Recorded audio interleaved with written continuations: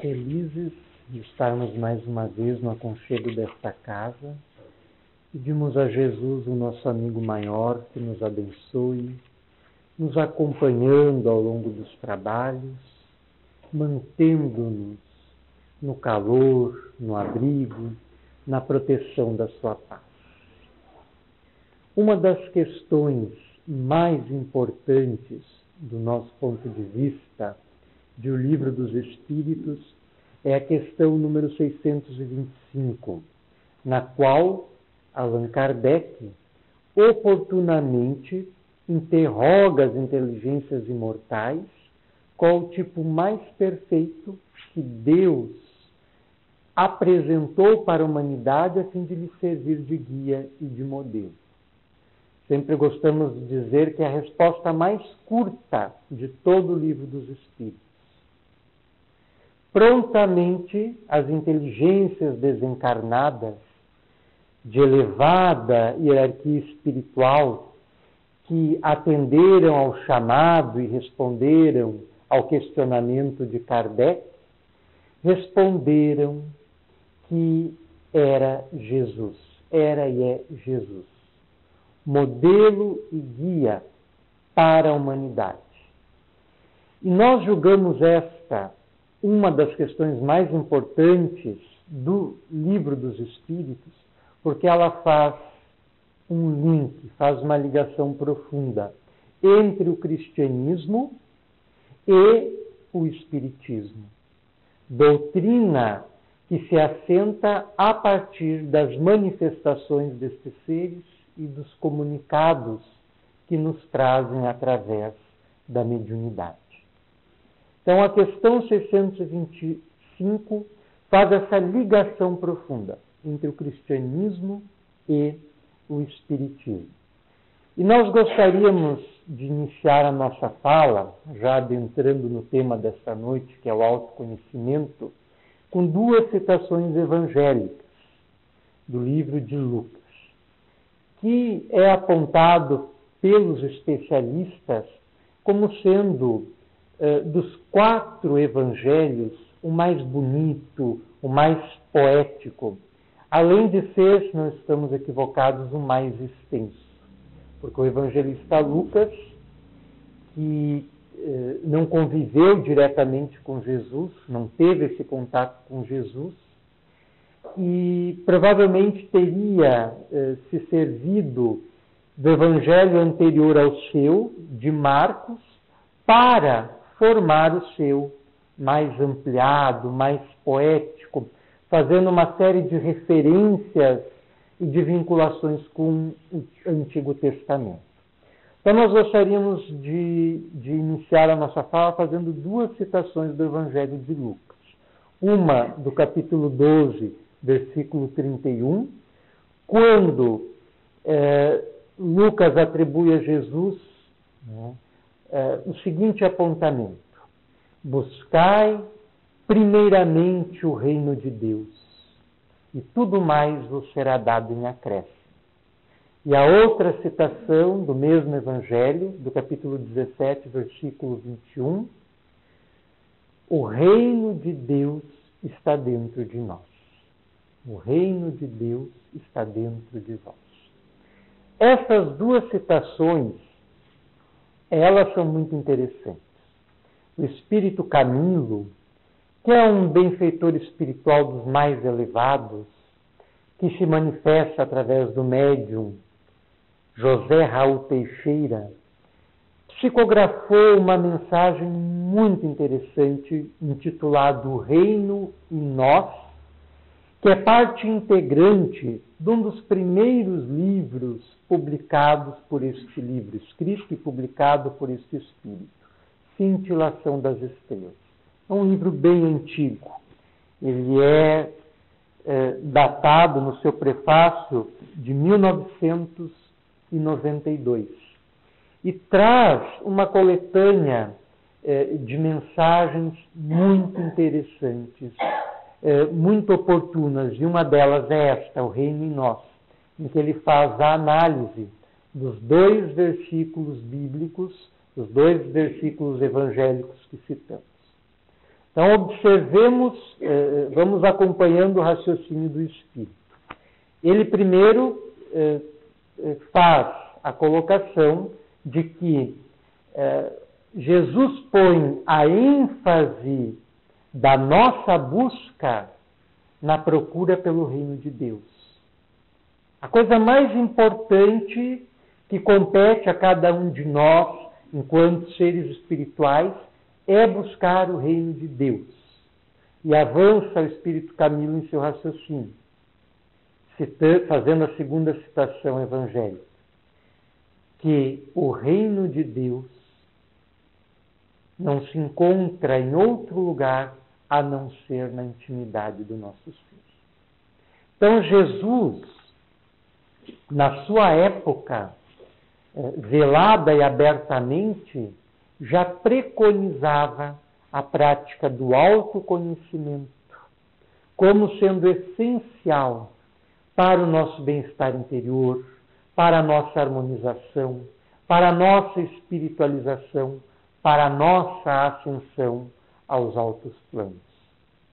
Então nós precisamos, consoante Jesus, do autoconhecimento, buscando-o em primeiro lugar, buscar o reino de Deus primeiramente, mas esse reino está dentro de nós. Então, para fazer essa busca, necessariamente, nós precisamos nos conhecer. E aqui se faz mais uma ligação com a doutrina espírita, ainda citando o Livro dos Espíritos, na questão 919, que é uma das questões mais conhecidas, quando Allan Kardec pergunta: qual é o meio prático mais eficaz que tem o homem para se melhorar já nesta vida e evitar os arrastamentos do mal? Ao que os espíritos respondem: um sábio da antiguidade já vos disse: homem, conhece-te a ti mesmo. Então o Espiritismo ensina o que Jesus já ensinava, mas de uma forma mais ampla, de uma forma mais desenvolvida, de uma forma mais profunda. Porque o tempo em que o Espiritismo se desenvolve na Terra é um tempo em que as inteligências que estão encarnadas se encontram numa condição espiritual, numa posição evolutiva superior à daquela em que se encontravam as inteligências no tempo do Cristo. Por isso, o Espiritismo vem abrir caminho para o nosso entendimento das coisas que o Cristo ensinou há 2 milênios, praticamente, e que até agora temos dificuldade para entender, e muito mais para praticar. E é, sem dúvida nenhuma, o Espírito Joana de Ângeles quem mais tem trabalhado no sentido de nos convidar a investir em nosso autoconhecimento. No livro O Homem Integral, que é um dos que inicia a série psicológica dos livros de Joana de Ângeles, todos escritos através do médium Divaldo Pereira Franco, ela faz uma afirmação muito interessante, que nós vamos tomar a liberdade de ler. O grande desafio contemporâneo para o homem é o seu autodescobrimento, não apenas identificação das suas necessidades, mas principalmente da sua realidade emocional, das suas aspirações legítimas e reações diante das ocorrências do cotidiano.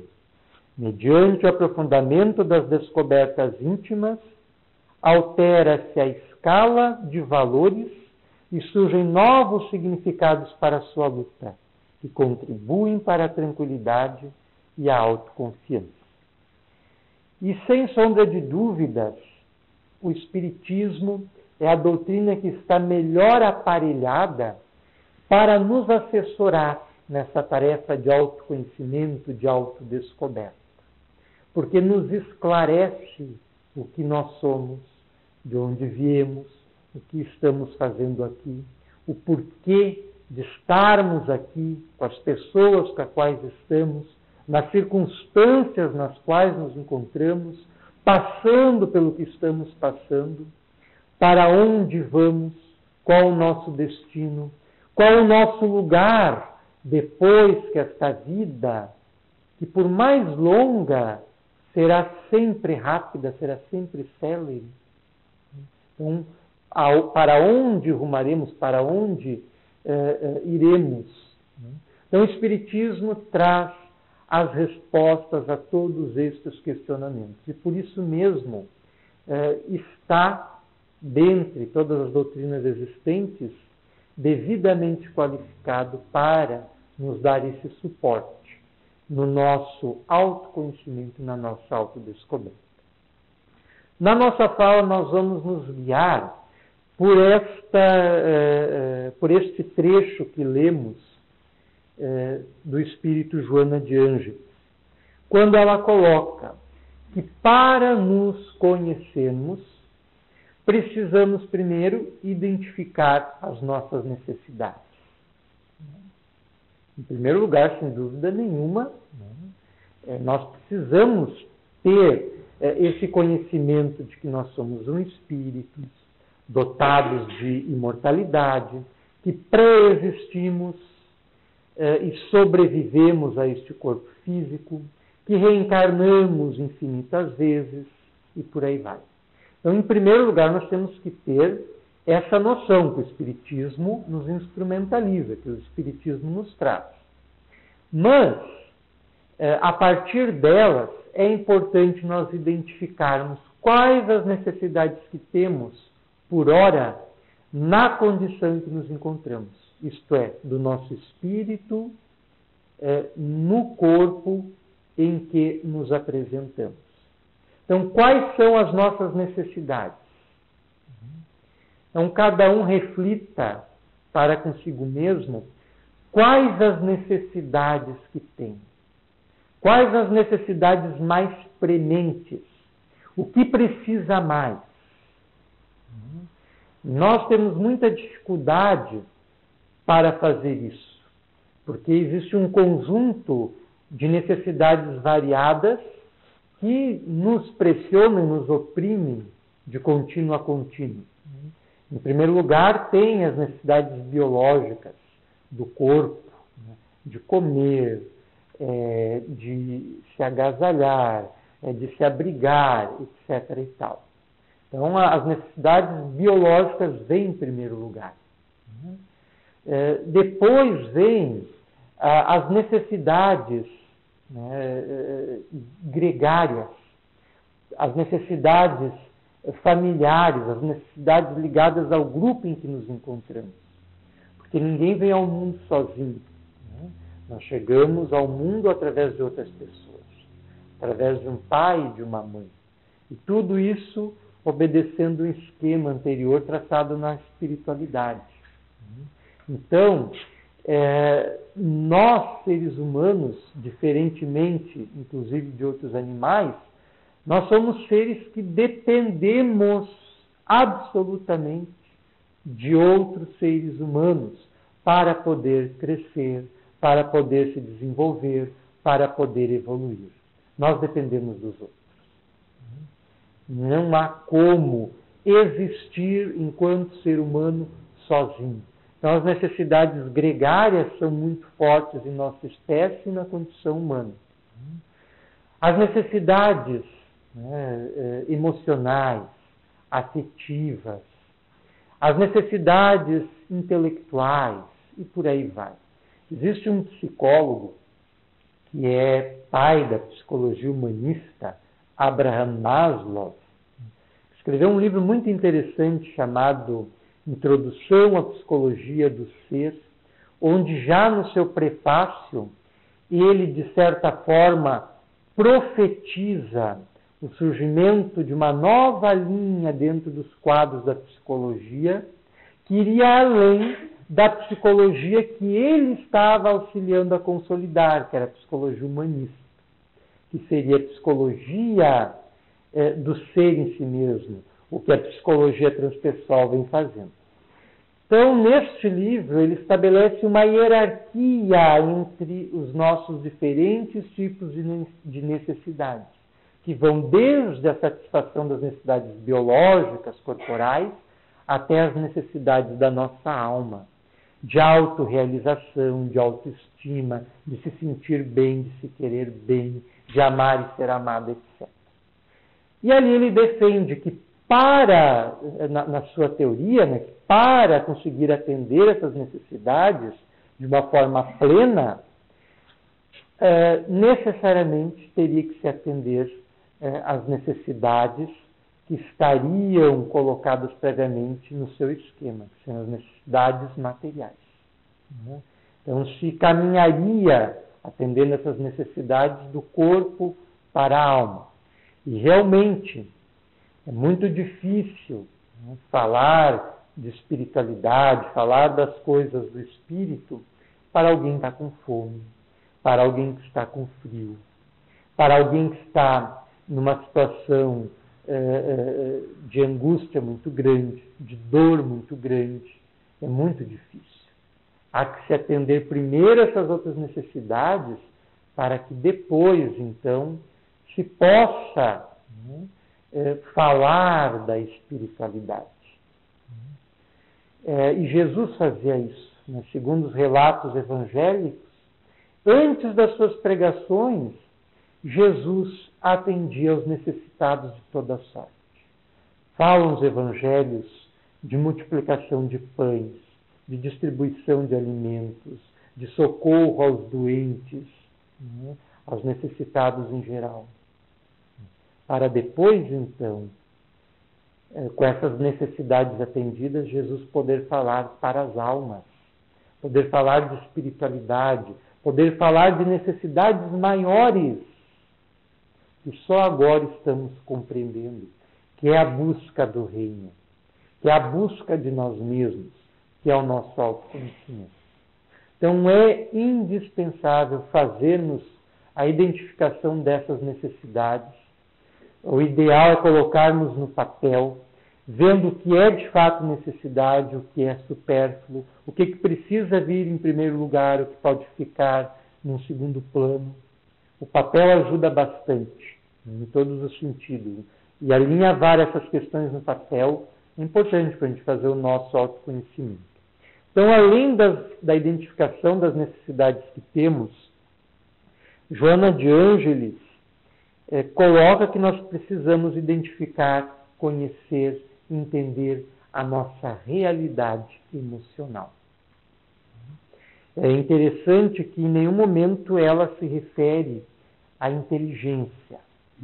Até porque para o Espiritismo, o nosso espírito não é outra coisa senão ser inteligente.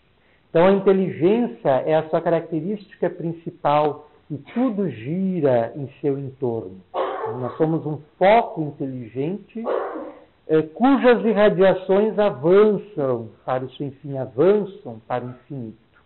E dentro dessa inteligência nós incluímos a emoção, que hoje, felizmente, muitos psicólogos, muitos educadores vêm trazendo à tona.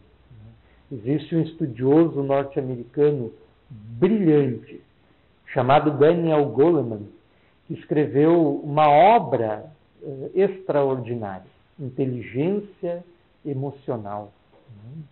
Então, observemos que a emoção está colocada como um tipo de inteligência. Então, mais uma das características da nossa alma, uma característica fundamental, porque nós vivemos a partir das emoções. Através das nossas emoções, nós expressamos o que nós somos, as conquistas que nós já fizemos, a evolução que nós já efetuamos nesta e nas outras existências. Então, isto o que revela a emoção. Então, conhecendo a nossa emoção, nós compreendemos um pouco melhor o espírito que nós somos, a caminhada que nós já fizemos e a posição que nós estamos nesta caminhada, que nos permite compreender o que nos falta caminhar ainda. Então, identificar, conhecer as nossas emoções, a nossa realidade emocional, segundo Joana de Ângeles, é fundamental. É imprescindível para nós. Né? E nós temos que identificar, além das emoções, os nossos sentimentos, o que está se passando no nosso mundo interior. Né? Se ali há algum medo, há algum ressentimento, há algum rancor, há alguma inquietação, há uma irritação constante, há um padrão que, ao fazermos o nosso autoconhecimento, nós vamos identificar com facilidade. Porque é algo que nos tipifica, nos diz quem somos. Porque está presente em nós há várias encarnações. Quem faz terapias de vidas passadas, não importa a metodologia que empregue, se é hipnose, se é expansão de consciência, não vem ao caso. Quem faz a terapia de vidas passadas, ao perpassar rapidamente, às vezes 2, 3 ou 4 existências numa única sessão, vê emergir ali, no que pode lembrar, no que é possível trazer do nosso inconsciente, do nosso ser espiritual para a nossa superfície, constata padrões de emoções, padrões de sentimentos, padrões de problemas, padrões de temáticas que vêm se repetindo ao longo das muitas vidas. E é o que dá um mote para o terapeuta competente trabalhar. Não interessa saber se foi rei, se foi rainha, se foi rico, se foi pobre, se foi um sábio, se foi um ignorante. Isso é irrelevante no mecanismo da psicoterapia, que se baseia nessas metodologias. O que importa são as emergências desses padrões, porque trazem à tona algo que conscientemente estava sendo ignorado. E permite ao terapeuta, se servir disso ali, para, junto com o seu paciente, auxiliá-lo nesse trabalho de autoconhecimento e autodescoberta. E o que vem depois, que é mais difícil, que é a autotransformação, que é a modificação íntima, que é a reforma íntima, que é mais difícil.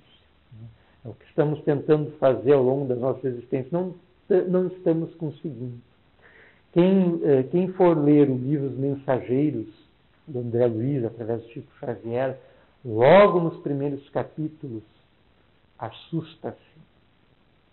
Porque traz o relato de um encontro, uma espécie de terapia de grupo que está acontecendo lá no nosso lar, num dos seus departamentos, em que os espíritos estão dialogando entre si, rememorando a última encarnação.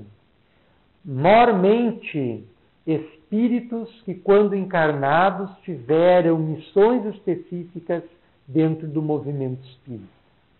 E ali, todos eles que estão dando seu depoimento, faliram em suas experiências encarnatórias.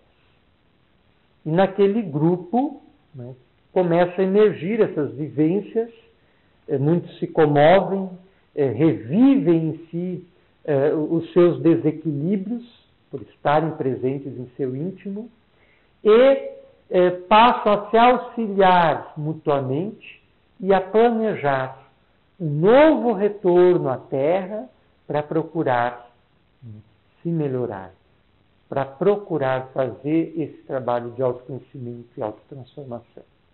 Então é um livro que logo nos primeiros capítulos choca pela natureza dos seus relatos, que são muito fortes mesmo. Então, não tendo a necessidade de fazermos uma terapia de vidas passadas, com o exercício do autoconhecimento, nós vamos identificando esses padrões que estão em nós. Alguém que se irrita muito fácil, isso é um padrão. Está toda hora irritado.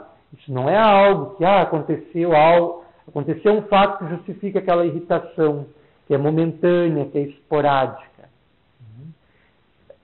Revela na irritação frequente um padrão que precisa ser trabalhado.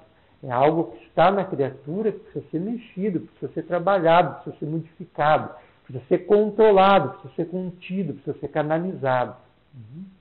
A impaciência. Alguém que fica sempre muito impaciente, em toda hora, em todo lugar, não consegue se concentrar. Da mesma forma, precisa fazer uma autoavaliação e verificar o porquê disso, né? O porquê dessa impaciência. Ela se justifica, o que pode estar causando essa impaciência, como eu posso trabalhar essa impaciência. E assim todas as questões. Identificar a nossa realidade emocional. O Jason de Camargo, presidente várias vezes da Federação Espírita Gaúcha, da FERGS, tem um livro muito interessante, que é Educação dos Sentimentos, que versa exclusivamente sobre essa temática, de nós trabalharmos a nossa emoção, identificarmos a nossa realidade emocional, trabalharmos sobre ela. A nossa emoção é a nossa plataforma de trabalho, a gente precisa trabalhá-la constantemente. E é ela que é o indicativo do nosso desenvolvimento espiritual. Não é a inteligência que demarca o nosso progresso evolutivo, o nosso progresso espiritual. É a emoção. Os espíritos repetidamente afirmam que o nosso desenvolvimento se dá numa rua de duas vias, que nem sempre são paralelas, que é a inteligência e a moralidade. Aí dentro da moralidade, nós enquadramos a emoção, os sentimentos, etc. Então os Espíritos repetidamente explicam-nos que nós avançamos na horizontal da inteligência, mas raramente avançamos na vertical das emoções, dos sentimentos, da moralidade, sendo que é para isto que aqui estamos. Nós quase sempre esquecemos disso. Porque é muito fácil ler um livro, ir para a escola estudar, ir para a faculdade, né, conquistar um diploma. Isso é muito fácil. Mas ali no dia a dia, convivendo com quem não simpatiza contigo, convivendo com quem não gosta de ti, tendo que cruzar diariamente com os teus desafetos, às vezes tendo que conviver dentro da própria casa com a desarmonia, com os conflitos diários, com as dificuldades de toda sorte, e isso é difícil. E isso é muito difícil. E é para isso que a gente está aqui. Né? Tudo demais é secundário. Né? O que vem primeiro é a busca do reino de Deus. O reino de Deus está dentro de nós. Também é a nossa emoção. Também é a nossa realidade emocional. Então a gente precisa trabalhar. Joana de Ângeles apresenta ainda a necessidade que nós temos de identificar as nossas aspirações. O que queremos para nós? Isto é importantíssimo. Logo que nascemos, trazemos muito vivo em nós as experiências pregressas da nossa alma, a caminhada feita pela nossa alma. E manifestamos no nosso jeito de ser, nas nossas tendências, nas nossas fantasias, nos nossos sonhos, o que o nosso espírito é, o que nós somos, já desde criança. E vamos crescendo e vamos chegando à adolescência, vamos avançando na juventude e aninhamos em nossa mente milhares de sonhos, projetos, desejos, aspirações. E aí adentramos na maturidade. E vem as dificuldades da vida. E vem os problemas, amancheias, surgem adversidades aqui e ali, e aqueles nossos sonhos, desejos, aspirações, projetos, muitas vezes vão ficando esquecidos. vamos deixando de lado. O que nós ignoramos quase sempre é que são essas aspirações, esses sonhos, esses desejos, esses projetos que nos trouxeram para cá. Muitas vezes nós viemos para a Terra para realizá-los. Não é à toa que eles estão presentes em nós, que nós desejamos ou ansiamos isto ou aquilo, sobretudo em se referindo às questões espirituais. E se nós vamos sempre protelando, amanhã, depois de amanhã, mês que vem, no ano que vem, daqui a algum tempo, a vida passa célere e nós nada fizemos. E regressamos para o mundo espiritual na mesma condição daqueles, que se encontravam aqueles espíritos cujo relato está presente nos mensageiros, falidos. Então nós temos que ter um cuidado muito especial com aquilo que nós queremos, com aquilo que nós sonhamos, com aquilo que nós desejamos. Porque nós viemos para a Terra, na maioria das vezes, para realizar esses sonhos, esses desejos, esses projetos. Então nós precisamos, isso também vem em primeiro lugar em nossa vida, porque é a nossa missão. Às vezes a nossa missão é isso, é a realização de um determinado projeto. Tem um escritor que afirma que não existe nada no mundo que não tenha sido sonhado antes por alguém, por alguma pessoa. Então, todas as grandes obras, todas as grandes realizações na ciência, na filosofia, na religião, nas artes, na espiritualidade, é fruto do sonho, é fruto dessa aspiração, desse desejo da nossa alma. E nós precisamos atentar para tanto. Precisamos saber o que nós queremos, o que nos trouxe aqui, para que não venhamos a falhar em nossos cometimentos, em nossas realizações, em nossa atual experiência terrena. André Luiz, na Agenda Cristã, escreve que há pessoas que no espaço de 10 minutos alinhavam 10 projetos, mas que não conseguem ao longo de 10 anos concretizar nenhum. Então nós precisamos ver qual é o nosso maior desejo nessa vida, sobretudo, repetimos, considerando a nossa realidade espiritual, nosso ser espiritual, o que é mais importante para ele no momento, no quadro dos nossos desejos, aspirações e sonhos, que nós precisamos realizar. Isso vai nos dar a pauta do que fazer, vai nos apontar o caminho para onde seguir, vai acender uma luz dentro da escuridão em que nos achamos, vai nos auxiliar a ver melhor. Então, identificar as aspirações legítimas. E aqui vocês são um exemplo, né? Esta casa, Caminho da Luz, a horta comunitária, isso não surgiu do nada. Isso não veio do nada, porque do nada não vem nada. Nada não existe, já dizem os espíritos. Não existe. É uma abstração apenas.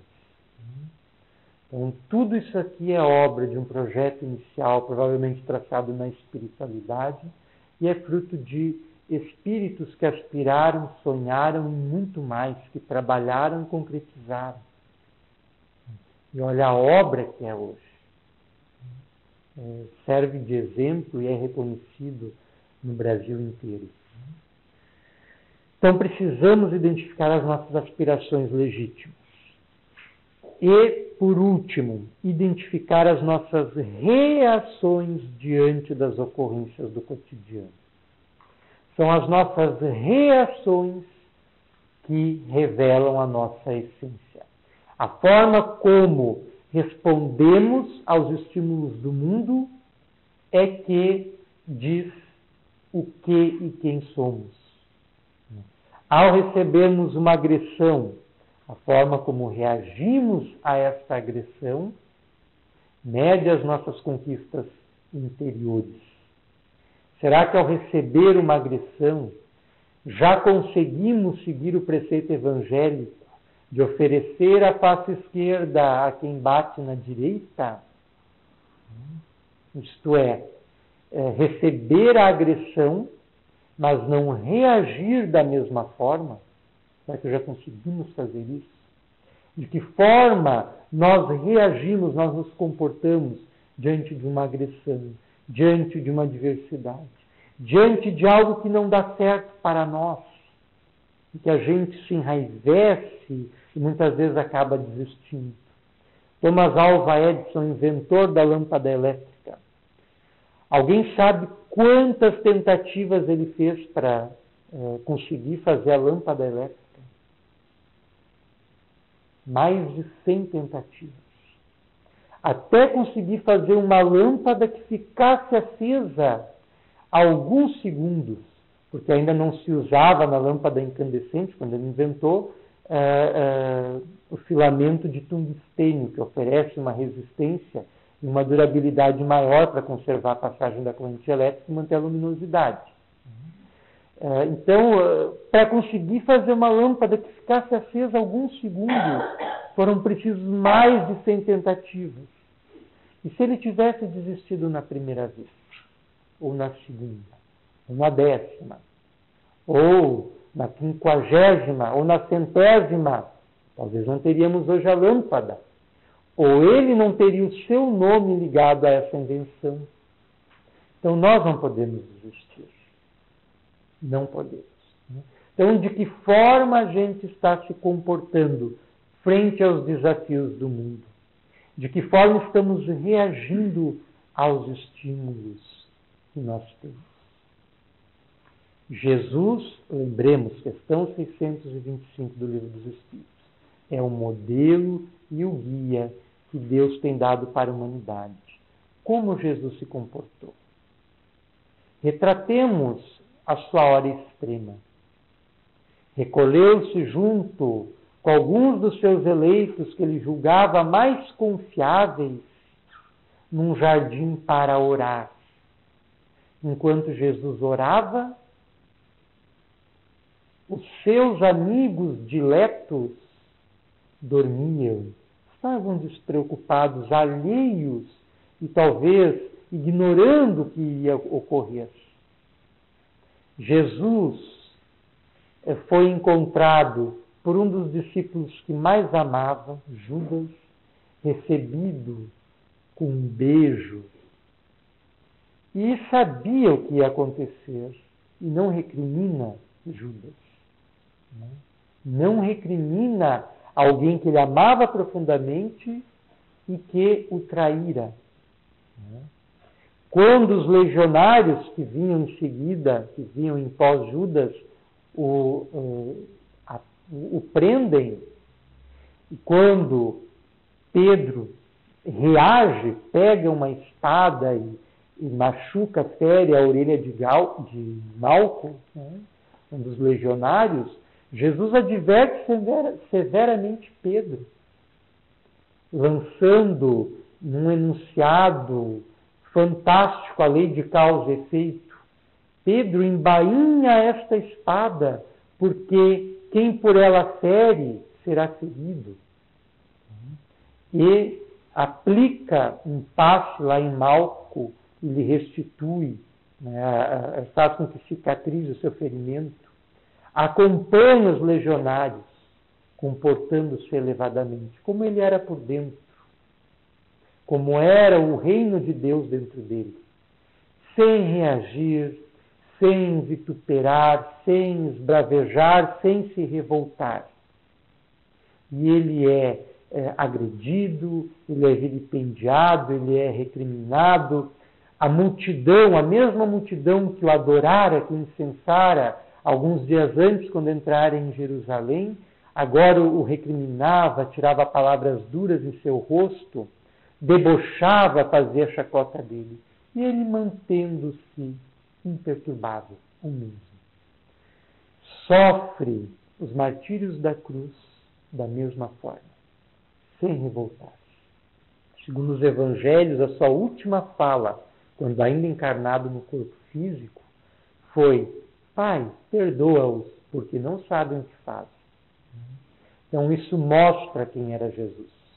Isso mostra quem é Jesus. Da mesma forma como as nossas experiências, os nossos comportamentos e as nossas atitudes frente às situações da vida falam, mostram, denunciam o que nós somos. Então é importante refletirmos sobre isso. E gostaríamos de encerrar um pequeno poema intitulado Autoconhecimento. Aproveita a atual existência, penetrando no íntimo da consciência, a fim de te conheceres melhor. Pois ali, guardadas as 7 chaves, estão as questões mais graves que te competem resolver. Só superarás os teus problemas quando passares a enfocar os temas que se sobressaem em teu ser, pois eles indicam com precisão alguns pontos em teu coração que insistes em não ver. Faça um estudo detalhado de tudo que te tem atrapalhado, perturbando o teu viver. Descobrirás, para tua surpresa, que são os efeitos dos teus grandes e inumeráveis defeitos que em ti teimam em permanecer. Começa desde agora o serviço importante da tua melhoria incessante, constante, que é, na verdade, um dever. Ao conheceres a ti mesmo, tu não seguirás mais a esmo, tendo como meta evoluir e crescer. Assim, valoriza cada momento, realizando o autoconhecimento que há de te libertar e promover. Avança, decidido e determinado, neste caminho abençoado, na direção do Pai Maior. Então, com este poema, encerramos a nossa fala, agradecendo a atenção, a paciência de todos e deixando este convite, que é permanente para nós, para nos autoconhecermos.